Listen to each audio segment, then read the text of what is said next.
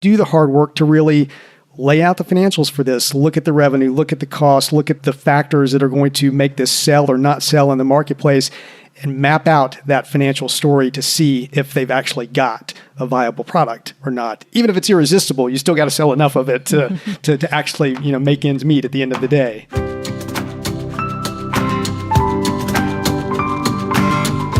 I'm Jeff Cobb.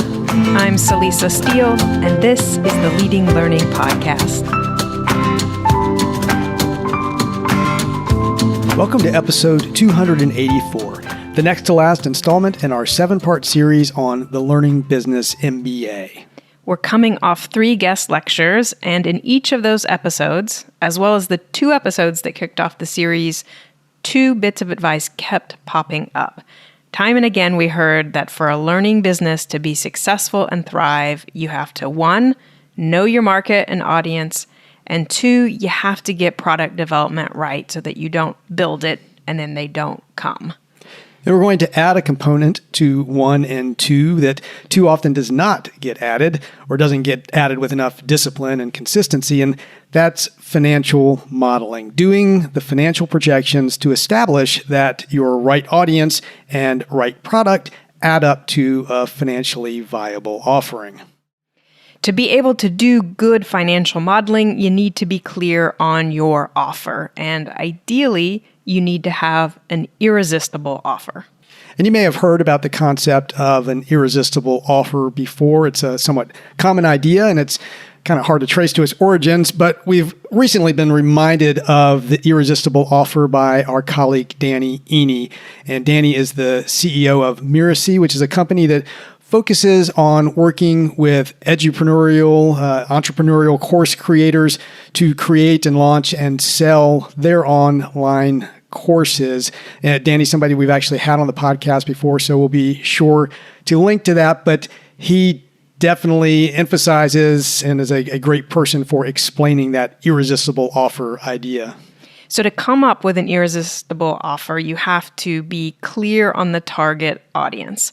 And I want to be clear in our terminology because there's a distinction, an important one, between market and audience.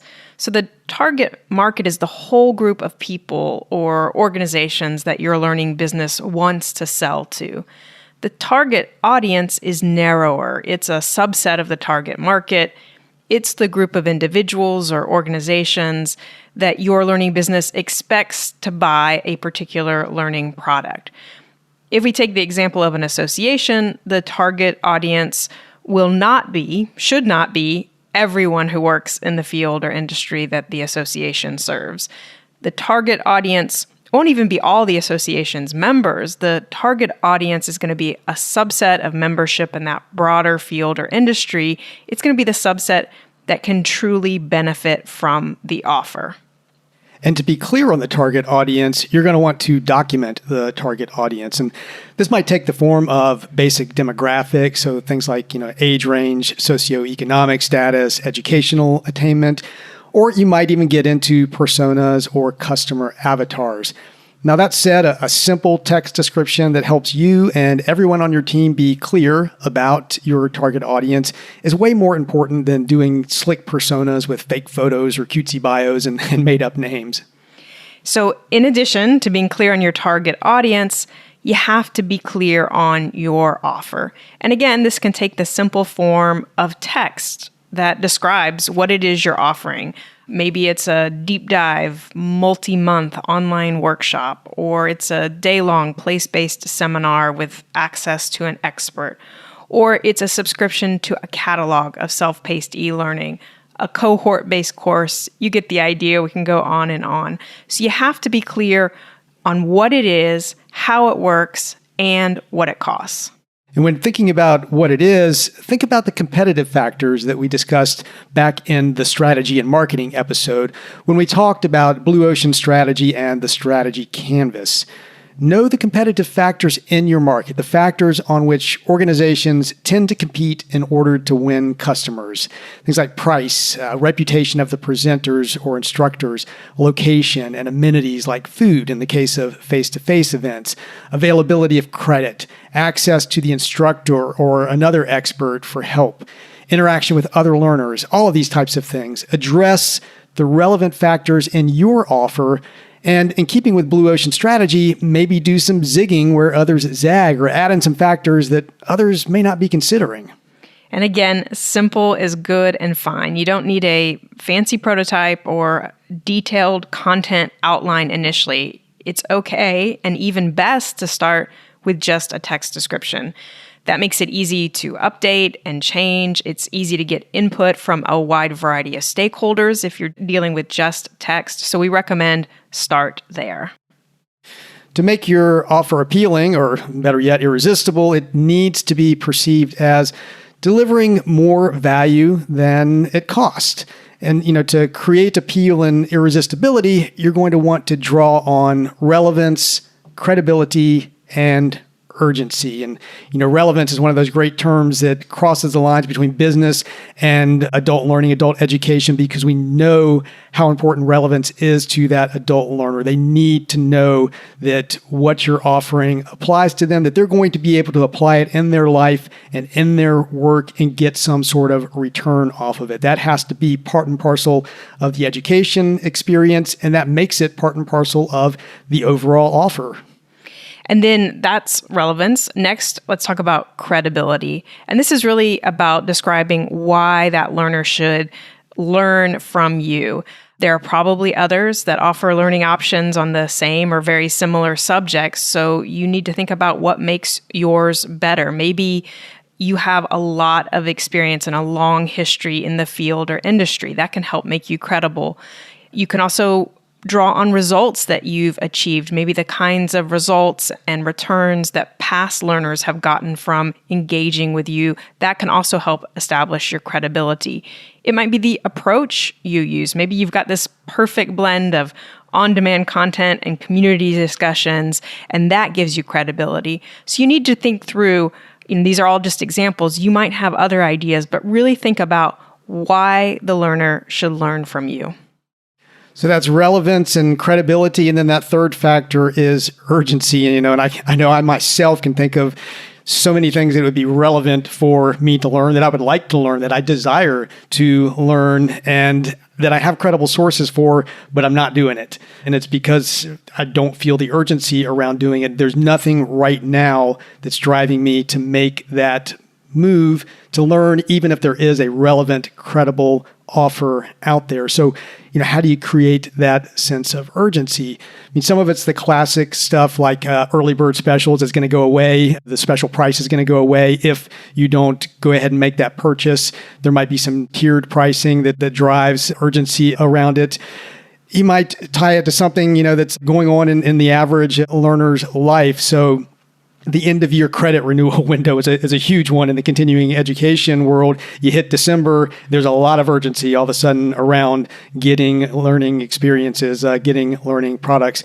Or it doesn't have to be end of year. It might be that new regulations are coming into play. You can probably think about when GDPR, the regulations in Europe around protecting people's information, primarily on the web, or especially on the web. When that came about, there was a lot of urgency for people who had to deal with that kind of stuff to get the kind of learning and education that they needed. When COVID hit, same sort of thing. A lot of urgency. Virtual events all of a sudden went through the roof, and people were attending virtual events. There's also a lot of need to learn more about how to actually do virtual events.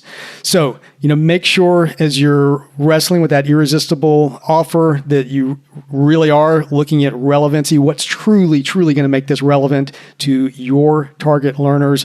You're really establishing that credibility for your organization, for the subject matter experts, the presenters, the facilitators who are going to be involved, and then add that urgency. Why now? Why for this person? Why are they going to click that buy button?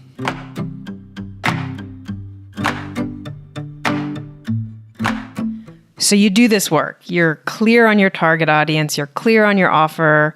The offer is relevant, credible, and urgent.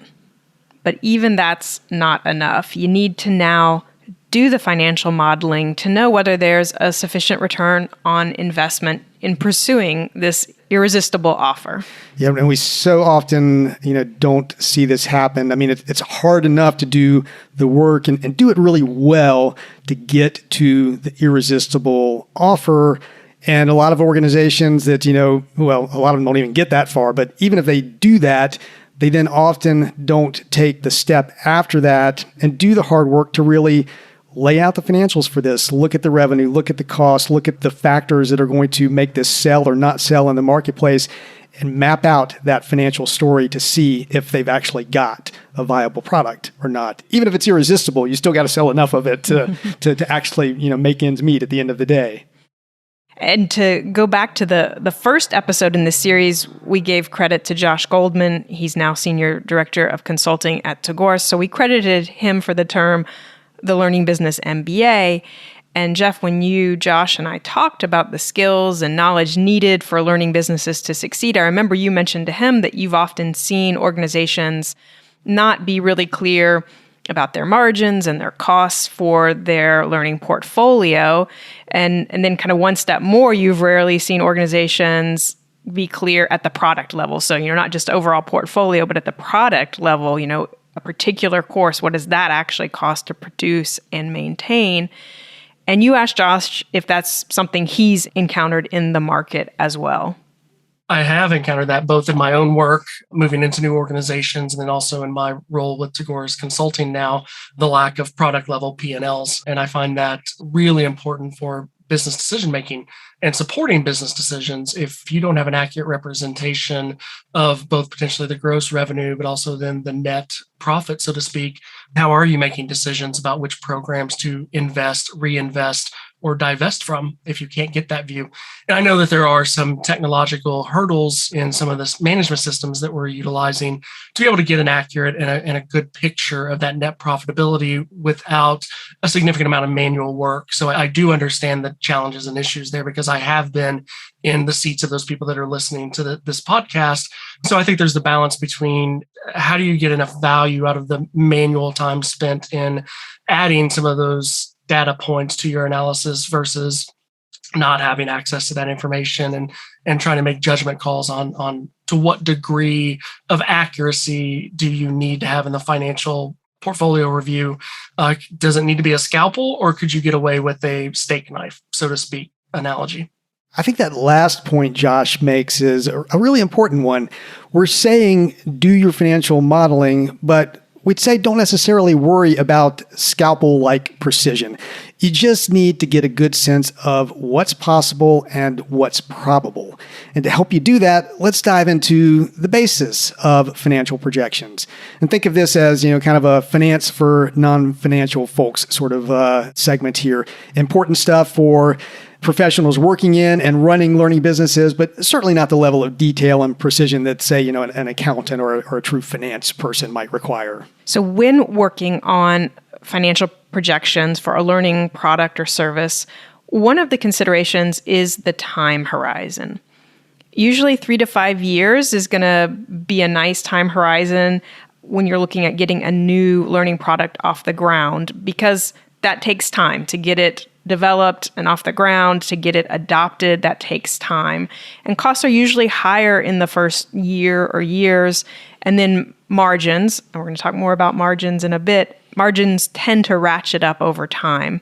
So you want to kind of give it the right length of time horizon where you can look far enough out to get a fairly clear picture of what the return might really be, but not so far out that, the projections begin to lose their value because, of course, you're trying to see into the future with this. Your time horizon may vary, depending on what you're building, what kind of product you're talking about, and, its delivery timeline, its development timeline, all of that. But in general, we tend to see 3 to 5 years as a good time horizon to consider. And then across that time horizon, whatever you settle on, you're going to need to look at 3 things: projected revenue, cost of sales, and expenses. And once you have those, you can subtract the cost of sales and other expenses from the projected revenue to arrive at projected net or profit. Now, a quick note on terms. Sometimes you'll hear different terms, and sometimes the different terms matter more than others. In the it matters camp, gross versus net is a big difference, as is revenue versus profit. The goal with projections is to get your learning business a clear idea of net revenue or profit, because that's the bottom line, literally. Now, there are a few key variables you'll need to be able to project revenue related to learning products. One is, of course, the number of enrollments or items sold. This requires you to understand your audience for this product, not your whole market again, but your audience, and making an educated guess about what percent of that audience you'll be able to get. Something that's usually referred to as the penetration rate. How much of your audience are you going to be able to penetrate and convert into enrollments or sales?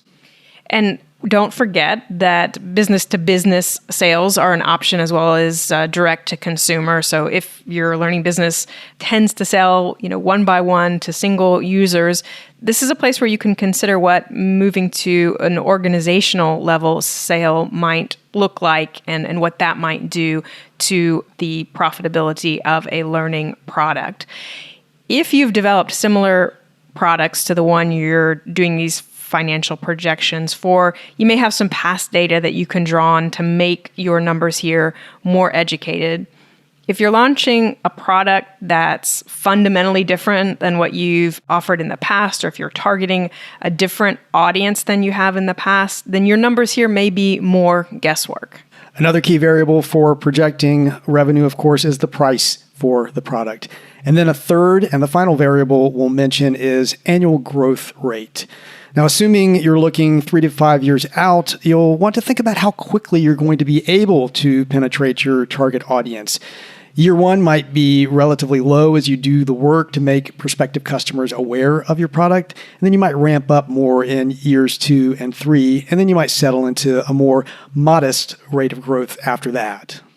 An annual growth rate as a term, sounds like it's all about getting more and more learners to buy, and it is. That's a great goal to have in mind.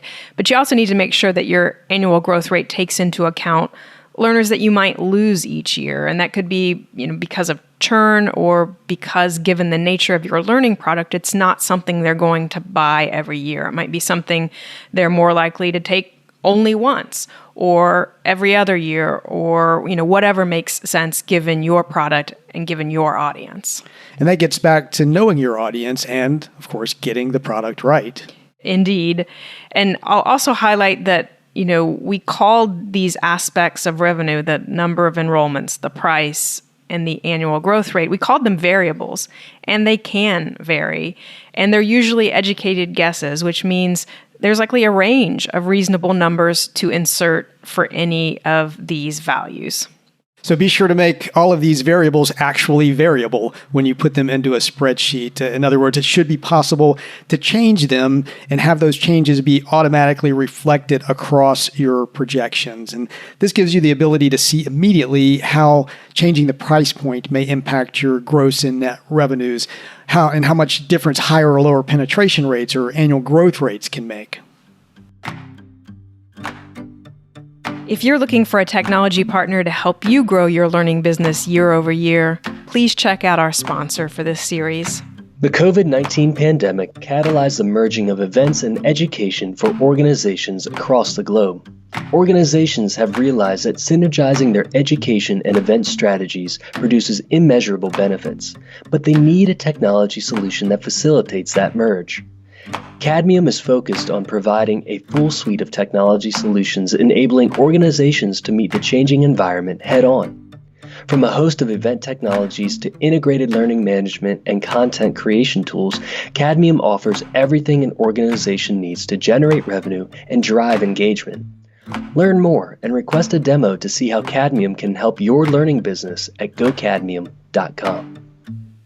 We're grateful to Cadmium for sponsoring this series. Please do visit gocadmium.com to learn more. So we've talked about the revenue side of financial modeling. Now let's talk about the cost of sales. Cost of sales are expenses that can be attributed directly to creating, delivering, and maintaining the learning product. Some of those costs are one-time. For example, paying for development in storyline of a self-paced course. Some of these costs of sales are recurring. For example, annual license fees for a learning management system or a Zoom license. And I'll note that assuming you have more than one learning product, you might figure out a reasonable percentage of your LMS or Zoom or other software costs to allocate to each of your products. So if you had 10 products, each might absorb 10% of those sort of shared software costs. And then some of those costs of sales also happen every time a learning product is offered. If, for example, you pay an instructor to show up for a day-long workshop every time you offer it. Cost of sales might also include royalties to subject matter experts or other sources if your learning product is based on licensing content that someone else created. So those are costs of sales. Expenses cover indirect costs related to creating, delivering, and maintaining the product. And these include staff costs. So not the staff ID working on the course, that's a cost of sales, but your time overseeing that ID, for example. Expenses critically also include marketing and sales. Marketing and sales are really a big part here, and it's one key reason to separate out cost of sales from expenses. If you end up with high cost of sales and thus low gross margins, that's going to cut directly into what you can afford to spend from a sales and marketing standpoint. And most organizations, in our experience, do end up underspending in the sales and marketing area. So I'll add two things here. One is that there's some gray in everything that we're talking about. What gets classified as a cost of sales versus an expense may vary a bit from organization to organization. In our opinion, though, the main thing is make sure you account for the direct and indirect costs of creating, delivering, and maintaining a learning product. That's the first thing. The second thing is, Jeff, you just mentioned margin. So let's go ahead and explain that a bit more now. Right. So, once you have your revenue numbers and your cost of sales and expenses, you'll be able to see your gross margin for the product. Gross margin is a profitability ratio that speaks to the financial well-being of a product. Gross profit margin is computed by simply dividing net sales less cost of goods sold by net sales. We'll also put that equation in the show notes because it's probably hard to absorb just hearing it being spoken out like that. Well, and for the sake of some easy math, let's do an example here. And let's say that you do the work that we've been describing and you figure out that a new learning product is going to bring in $100,000 in revenue in a year. And then again, you've done the work we've been describing to figure out your cost of sales and your other expenses. And let's say those add up to $40,000. And so then, as you said, Jeff, gross profit margin is computed by dividing net sales, so $100,000 here, less cost of goods sold, $40,000, by net sales, $100,000. So that's $100,000 minus $40,000, and that's $60,000. $60,000 divided by $100,000 gives us a gross margin of 60%. And that's 60% is something to remember because if you're like me, you probably can't follow numbers all that well when they're being spoken out. But again, we'll have this in the show notes for you to look at. And 60% is a good margin range around learning products, and e-learning products can get higher than that. They can get up in the 80, 85% range. And again, those higher gross margins tend to mean much more ability to invest in sales and marketing, or just simply to increase net margin. The net margin further removes the values of interest and taxes and operating expenses. So think of things like building rent from net revenue to arrive at a more conservative figure. And also, digital offerings, as we're just saying, generally have significantly higher gross margins. And that's mostly because you aren't investing in things like facilities and things like travel for speakers. That doesn't necessarily mean you're going to have higher net profit because you may decide to invest a lot more in sales and marketing to get the enrollment levels you need for these products. But you're starting out with usually that much higher gross margin level to work with, which gives you some latitude in really investing and getting those products into the market.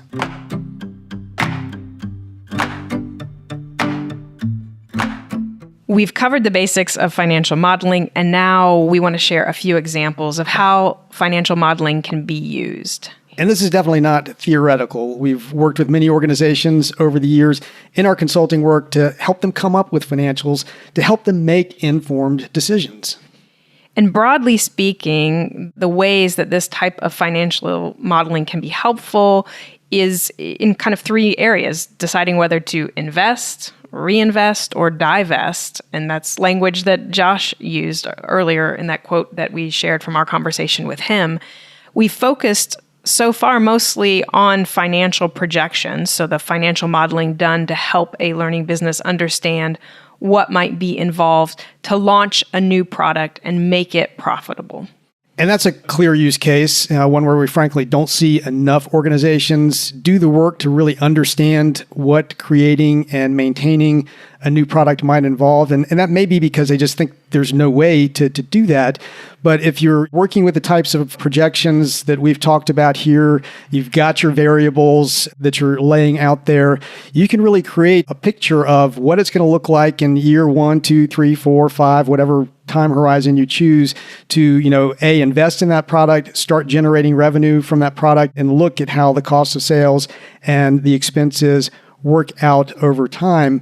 And even if it's a brand new product, you're not going to be starting from scratch. So, we worked with a health-related organization, for example, that they've been doing things like seminars and, of course, the meetings that so many organizations have for years. So, they've got products out there. They had products out there that they've been charging for, and they had some idea of what they could charge for those products. And then, using a tool like the value ramp, which we've mentioned in many instances, where you kind of look at the logic of your portfolio and how things are priced, they were able to take a stab at, okay, we think it should be priced at this level, just given what we're charging for other types of product and the value that they offer.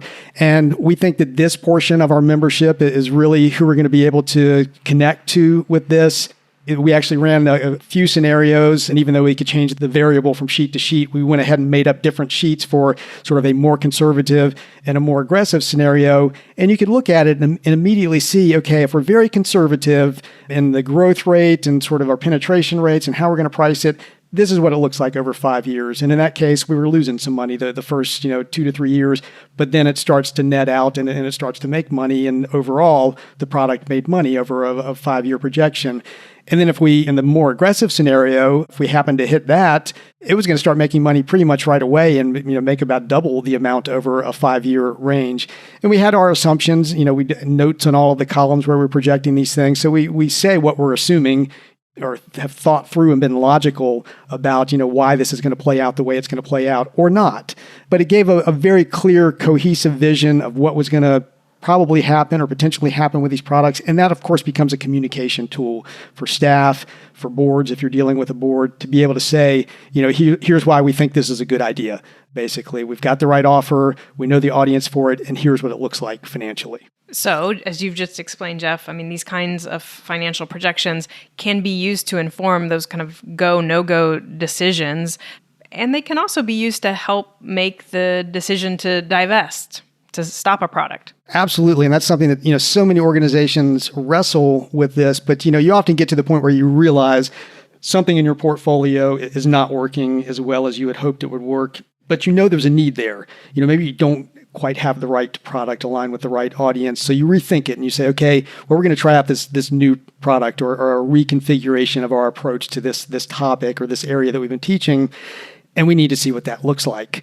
Now, in that case, it's great because you've got the historical data on whatever is being sunset. So you can, hopefully you've got, the financials on that. So you can line up these, new financials for what you're planning against it and look at how that projects out. And you've got that sort of extra benchmark against reality there because those past numbers, certainly you're going to be thinking we're going to at least do that well, and hopefully we're going to do a good bit better, going forward. So in terms of penetration and growth rate and those sorts of things. But then you can see them, line over line. Here's what the old product looks like. And as we sunset it, here's that revenue going down, and you decrease the growth rate for that. You have it taper off over time. And here's what the new product looks like coming up. And then you've got a really solid vision of, what a probable future looks like for you as you're sunsetting one set of products and bringing in another set of products. And again, just a fantastic communication tool, helps everybody's, sanity a lot to be able to see that and then have that as something you can calibrate against over time as reality plays out. Because obviously we're just dealing with projections here. We're modeling something out. We don't know it's real until it happens, but we're able to check ourselves against that. When financial modeling can also help beyond just this assessing kind of individual products, which we've been talking about a lot, it can also help with assessing new revenue models or new business models. And for example, you could compare, business to business versus business to consumer type approach for a product. You could look at what does it take to sell to sort of 500 individual users versus if we could find 10 organizations that would, foot the bill for 100 individual learners. Suddenly that might give you insight that says, yeah, we should really sort of focus on who are these organizations that we could sell to, for example. Another way we've seen financial modeling used is we know one organization that did the financial modeling to understand what moving to a subscription model might mean versus continuing to sell single products to individual learners. So, rather than kind of every year sort of saying, Jeff, would you like this course? Jeff, would you like this course? Sort of say, Jeff, for X amount for the entire year, you get access to, essentially all of our courses, and it will cost you this. And so they were able to look at that and compare and figure out that actually that would deliver more value to the organization in terms of revenue coming in, and then clearly also delivered more value to the learner because they were able to avail themselves of so much more content. Yeah, I mean, we see that scenario more and more now. And of course, in those sort of subscription models, your fear is that, okay, we're going to, let them have everything and they're just going to come use everything, and we're not going to make the money that we could have made if we were selling it one by one. But if you back up and you do those assumptions and really think through the scenarios, you're going to figure out that, no, that's really not going to, or usually you're going to figure out, no, that's not going to be the case. And I mean, we've seen organizations, this one would be more in the association world, where they've actually revamped their whole membership model to fold continuing education into the membership. So it used to be you're a member, but then you buy, your continuing education products one by one, or maybe in bundles separate from the membership. They said, no, going forward, when you become a member of the organization, you automatically get access to all of the CE that you need to maintain the credential in their particular field. And they did a lot of modeling on this to make sure that they were not doing something crazy in doing this. And they did end up, raising the membership level substantially to make that happen. So the annual membership fee is much higher.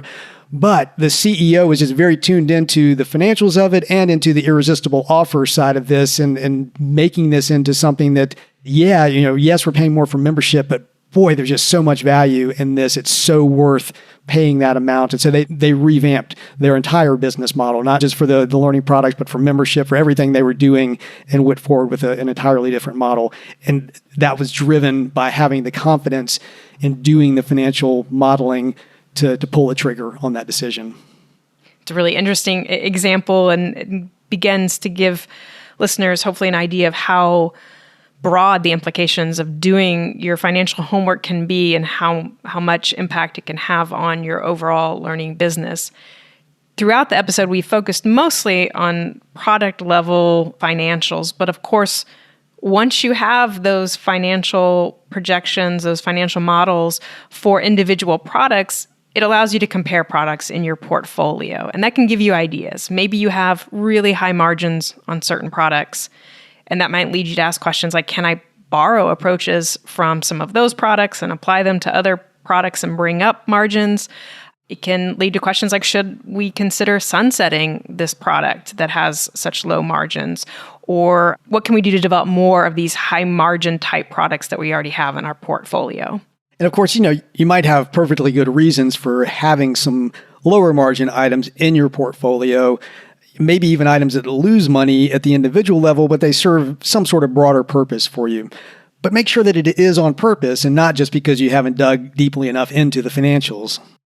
And you can also see what each product contributes to your overall revenue. And I remember, again, Jeff, when we spoke with Josh, that he was talking about when he was with an association, he realized at some point, because he was digging into the financials, that about 30% of the organization's gross revenue was tied up in one product line that was reliant on a single subject matter expert. So it was like a huge insight, the whole, proverbial, what happens if that person gets hit by a bus, you suddenly 30% of your revenue goes away. And so if you can have this type of insight into your overall portfolio, what each product is contributing, it can help you do some of that risk assessment like Josh was talking about, and recognize that, and then maybe begin to build some plans for how to replace some of that revenue over time so you're not so reliant on a single person. Yeah, and definitely remember too that you need to track financial performance over time. So this isn't a one and done thing. It can sometimes feel very satisfying when you get a spreadsheet done and it's all laid out there and it's all pretty and you're like, wow, isn't this great? Well, that's great. But, assuming you do move ahead with developing and delivering a product, you need to check back against those projections, as I was referencing earlier, to see how it's panning out, and if it is panning out exactly as you projected, well, great. That hardly ever happens, I think. But if it does, great. But it's probably not going to. So then those projections become a learning tool. If we're not hitting the numbers we thought we could, why not? Do we think it's the price? Is it the penetration? Are we actually reaching the right people with the product? Do we need to do some things to the product to make it more attractive to the audience? And if you're blowing your projections out of the water, then fantastic. You've really done some things right and you can adjust them and have some confidence that you've got a sunny future for whatever that product is. So just to emphasize what you're saying there, Jeff, you need to collect the data. You need to compare it to the projections that you had put in place. You need to look at the discrepancies and discuss them. It's a chance for course correction. It's a chance for potentially just pulling the plug. It's a chance for doubling down, like you're saying, Jeff. If you're just really blowing it out of the water, it's a chance to think about developing related or complementary products or expanding to adjacent audiences.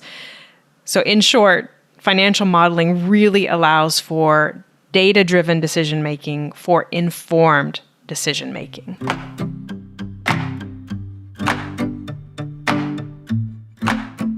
We'll offer some reflection questions for you to ponder. How buttoned up are you about financials? Are there any products you need to update or see about sunsetting? Any new product ideas to test out? Be sure to check out the show notes at leadinglearning.com/episode 284 because we're going to include some screenshots there to help bring these numbers that we've been talking about into better focus. And at leadinglearning.com/episode 284, you'll also find show notes and options for subscribing to the podcast. And to make sure you don't miss the remaining episodes in this series, we encourage you to subscribe. And subscribing helps us to get some data on how the podcast is doing. We'd also be grateful if you'd take a minute to rate us on Apple Podcasts. Jeff and I personally appreciate it. And those reviews and ratings help the podcast show up when people search for content on leading a learning business. Go to leadinglearning.com/Apple to leave a review and rating.